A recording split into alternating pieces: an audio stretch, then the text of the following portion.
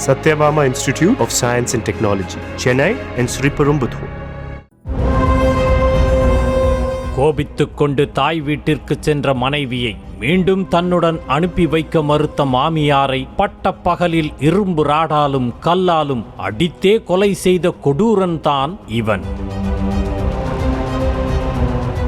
ராமநாதபுரம் மாவட்டம் காவனூர் பகுதியைச் சேர்ந்த அரசு பேருந்து நடத்துனர் மதன்குமார் அதே பகுதியைச் சேர்ந்த சிவபாரதி என்ற பெண்ணை காதலித்து கடந்த 4 ஆண்டுகளுக்கு முன்னர் திருமணம் செய்து கொண்டார். இவர்களுக்கு 3.5 வயது மற்றும் 7 மாதத்தில் 2 குழந்தைகள் உள்ளன. இதனிடையே காதல் கணவனுடன் தான் ஆசைப்பட்ட வாழ்க்கையை வாழலாம் என்ற ஆசையில் இருந்த சிவபாரதிக்கு போக போகத்தான் தொட்டதற்கெல்லாம் சந்தேகப்படும் மதன்குமாரின் சுய ரூபமே தெரிய வந்துள்ளது.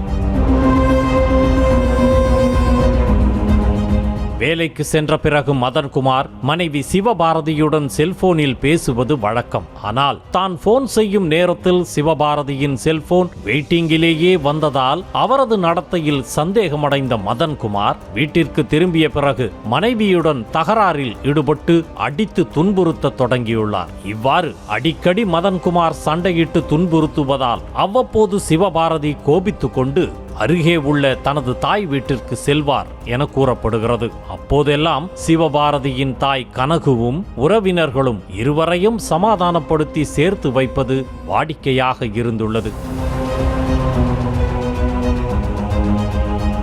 இந்த நிலையில்தான் கடந்த 6 மாதங்களுக்கு முன்பு மதன்குமார் தனது மனைவி சிவபாரதியிடம் சண்டையிட்டு அடித்து துன்புறுத்தியுள்ளார். அப்போது அரக்கத்தனத்தின் உச்சத்திற்கு சென்ற மதன்குமார் திருமணத்திற்கு முன்னரோ பின்னரோ தன்னை தவிர்த்து வேறு யாருடனும் உறவு வைத்துக் கொள்ளவில்லை என கையில் சூடம் ஏற்றி சத்தியம் செய்ய சொல்லி அருவருக்கத்தக்க வகையில் நடந்து கொண்டுள்ளார். மேலும் உள்ளங்கையில் சூடத்தையும் ஏற்றி வைத்து மனைவி வலியில் துடித்ததையும் சைக்கோ போல் கண்டு ரசித்துள்ளார். இதோடு நிறுத்திக் கொள்ளாத மதன்குமார் மேலும் சண்டையிட்டு அடிக்கவே இனிமேல் பொறுத்து கொள்ள முடியாது என குழந்தைகளுடன் தாய் வீட்டிற்கு சென்றுள்ளார் சிவபாரதி. கள்ள புருஷன் வச்சிருக்கேன், ரோட்ல போறேன் வரேன் கூட என்னை கம்பேர் பண்ணி அவன் புருஷன் சொல்லிட்டு என்னை கண்டவனோட கம்பேர் பண்ணி பேசிக்கிட்டு எங்க அம்மா அதோட எங்க அம்மா என்னை கூட்டிட்டு வந்துட்டாங்க. எங்க அம்மா கூட்டிட்டு வரும் 1 மாசம் இருந்தேன்.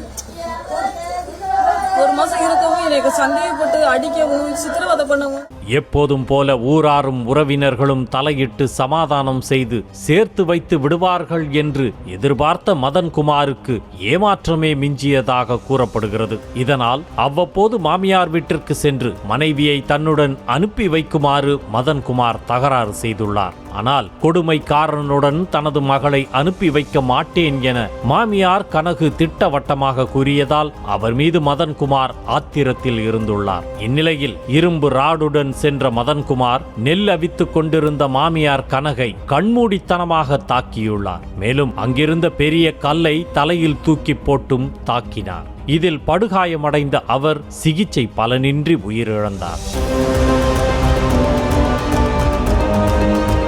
இதுகுறித்து வழக்கு பதிவு செய்த பஜார் காவல் நிலைய போலீசார் மதன்குமாரை கைது செய்து சிறையில் அடைத்தனர். கொடுமைக்கார கணவனுடன் வாழ முடியாமல் தவித்த தன்னை அரவணைத்த தாயும் உயிரிழந்ததால் 2 குழந்தைகளுடன் என்ன செய்வதென்று தெரியாமல் சிவபாரதி கதறி அழுதது காண்போரை சோகத்தில் ஆழ்த்தியது. 4 வருஷமா என்னை சித்திரவதை பண்ணி அடிமை வாழ்க்கை வாழ்த்துட்டு எங்கேயும் வெளியே போக கூடாது, வீட்டுக்குள்ளேயே தான் கிடக்கணும். என் பிள்ளையும் என்னையும் பாடா படுத்தி சித்திரவதை பண்ணி